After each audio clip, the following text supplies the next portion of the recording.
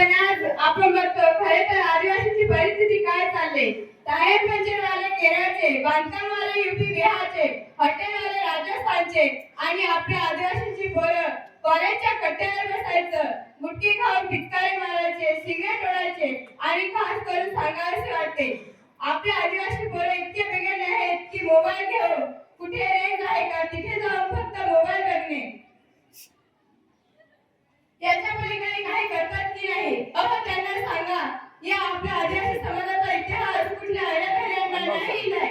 या आदिवासी समाजाचा इतिहास लिहिलाय ढोलाच्या तालांनी, तारपाच्या पावलींनी आणि दुराच्या पावलांनी, दरी डोंगराच्या हिरव्या पिवळ्या शालिनांनी, सह्याद्रीच्या नालीने. या